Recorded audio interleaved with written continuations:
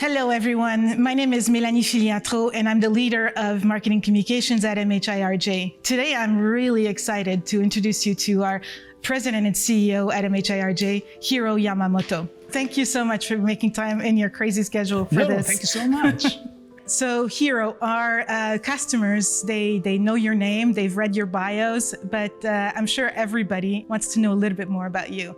I was born, raised in Japan and never had a chance to actually go out of that country up to the age of 23.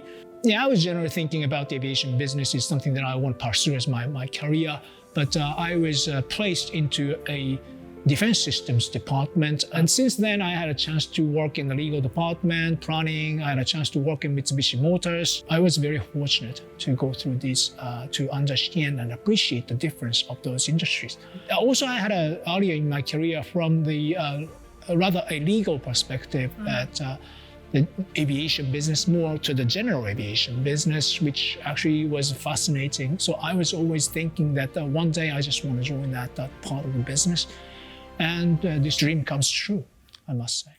So you mentioned earlier that you didn't leave Japan until the age of 23, but you got a chance to live in the US and all over the world. So tell us a little bit about that. I was fortunate enough to be selected as one of those sort of postgraduate school attendants outside of Japan. And back then, obviously the United States was one of those choices. And I naturally I picked up the law degree from the United States. So I had a chance to attend a school in New Orleans. That was a very nice experience. And apart from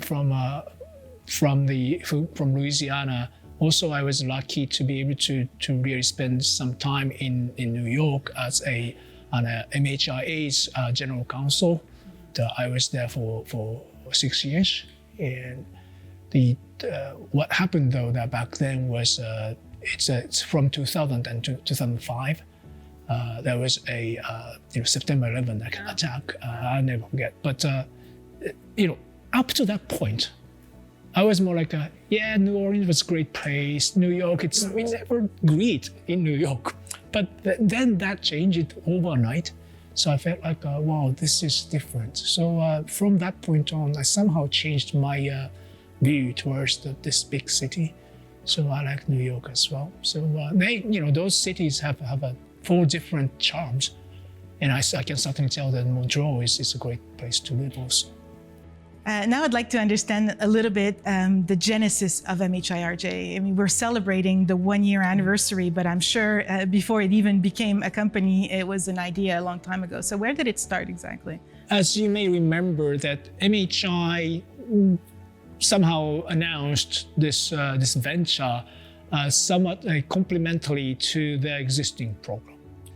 We are very much concerned about the sustainability. So from that perspective, obviously our duty as a manufacturing company and also a provider of services to those operators is to make sure that this product goes to the customer. But it's not the end of it. It goes 10, 20, 30 years afterwards. That is going to be a product cycle that we need to be responsible for.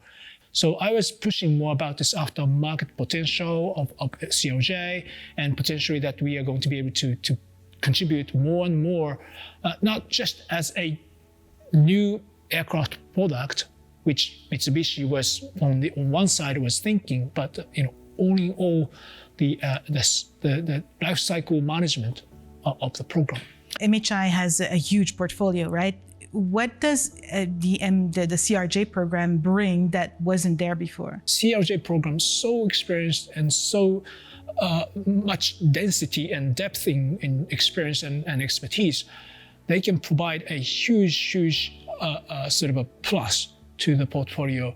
Once again, that's not only for ourselves, but to the market and customers and operators.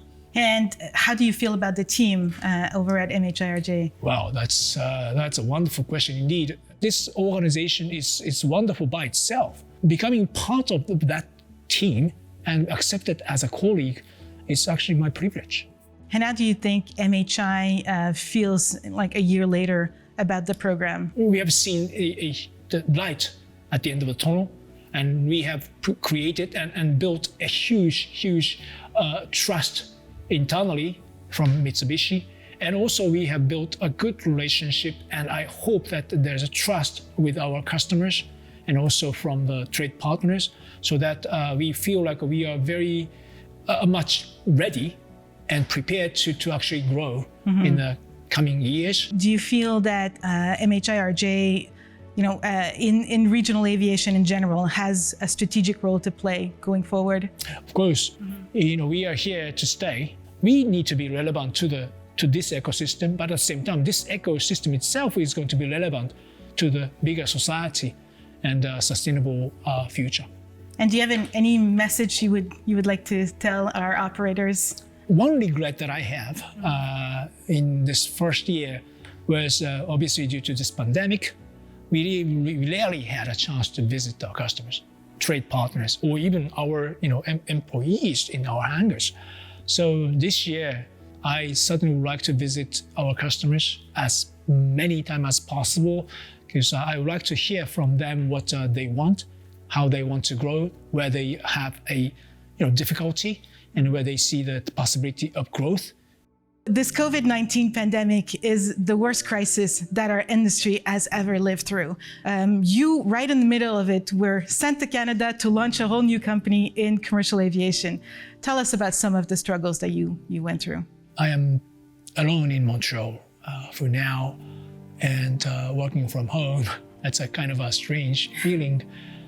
So I always want to say to my colleagues as well that the family comes first.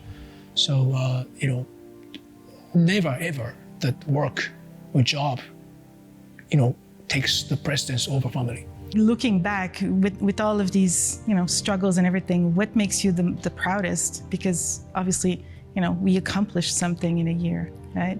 Being part of the team as a colleague is my privilege and honor.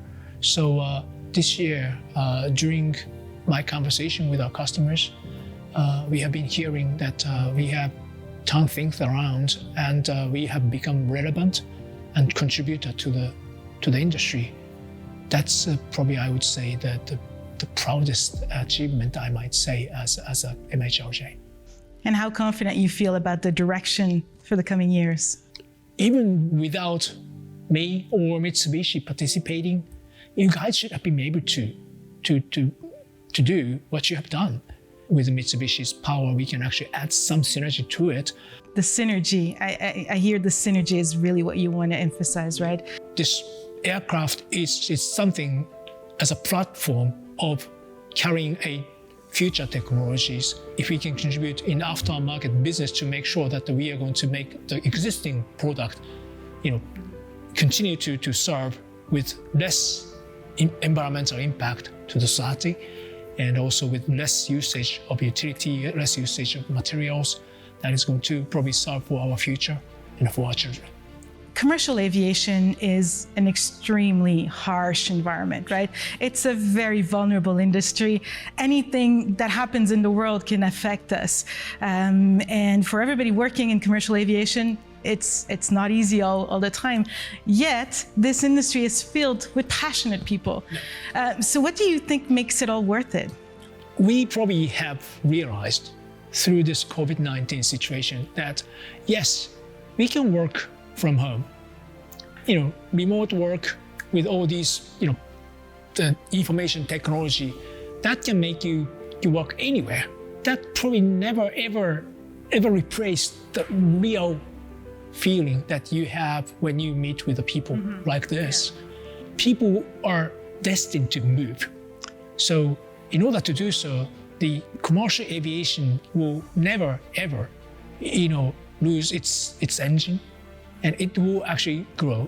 Our passion today needs to actually go towards that direction to make sure that we, as an industry, how we can actually contribute to the future, how we can actually make our world moving forward to make sure that we will be able to be a growth engine, but at the same time, making sure that we will be able to address the concerns that society has.